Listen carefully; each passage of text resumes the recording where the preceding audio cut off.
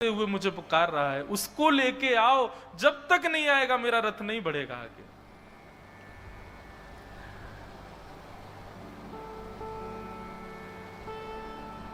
लाखों की तादाद में वैष्णव बैठे हैं, सब श्री प्रतीक्षा कर रहे हैं, बोले क्या हो गया, श्री जगन्नाथ जी का रथ आगे क्यों नहीं बढ़ रहा है।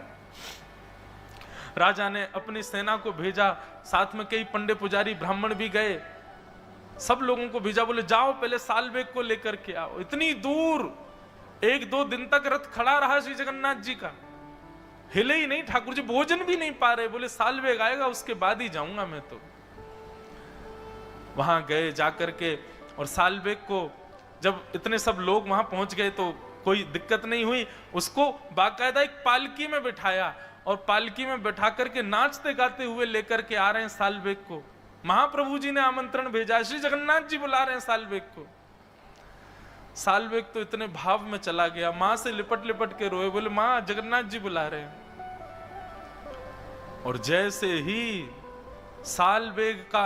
सालवेग की पालकी पहुंची उस सुंदर पगडंडी पर जहां श्री जगन्नाथ जी का रथ चलता है, लाखों करोड़ों लोग केवल जगन्नाथ जी को देखते हैं उस दिन, लेकिन आज सबकी दृष्टि व्याकुल है देखने के लिए उस भक्त को, जिस भक्त के लिए रथ खड़ा है ठाकुर जी का।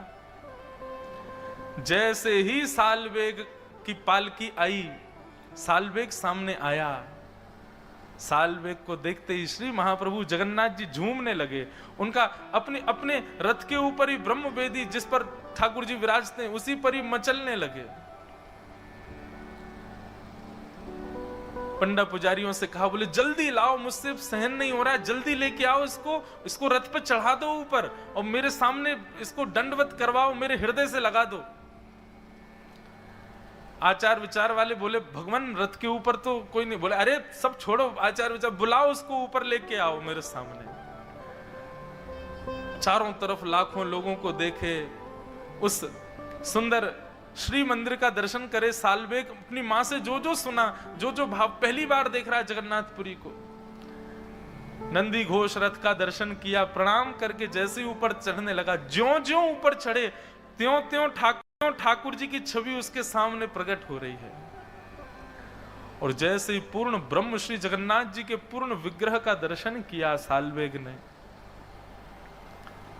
यहां सालवेग के नेत्र सजल हैं, सामने श्री जगन्नाथ जी के नेत्रों से आंसू गिर रहे हैं। मानो आज सबको लगा हो कि श्री जगन्नाथ जी की भुजाएं सदा खड़ी और खुली इसलिए रहती हैं कि उनको प्रतीक्षा है कि एक दिन सालवेग आएगा और मेरे हृदय से लगेगा।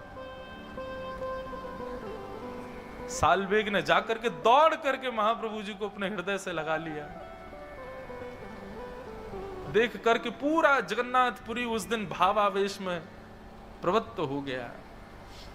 ठाकुर जी को हृदय से लगा करके खूब रोया सालवेग, और हृदय से लगाने के बाद जैसे ही दंडवत किया, दंडवत करने के बाद सालवेग फिर कभी नहीं उठे, चरणों में ही रह गए श्री महाप्रभु जी के।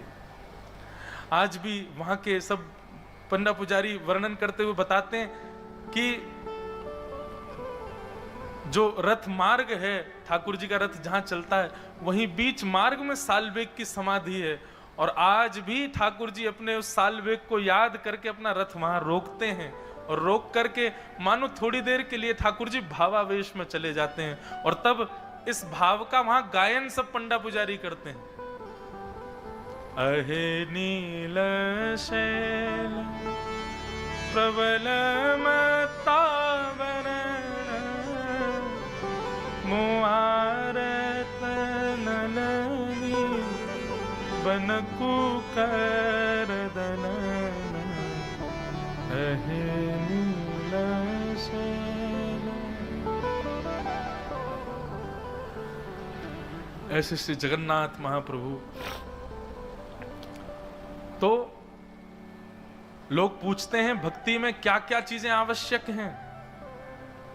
जप आवश्यक है, मन की एकाग्रता आवश्यक है, नियम आवश्यक हैं, पर एक बात और लिख लो भैया, मातृ पितृ आशीर्वाद भी बहुत आवश्यक है। सालवेग को अपनी मां की आशीर्वाद से, मां की कृपा से जगन्नाथ जी प्राप्त हुए। यदि मातृ पितृ प्रसन्न नहीं है बंधुओं, तो भी भगवत प्राप्ति में कहीं ना कहीं बंधन आ जाएगा।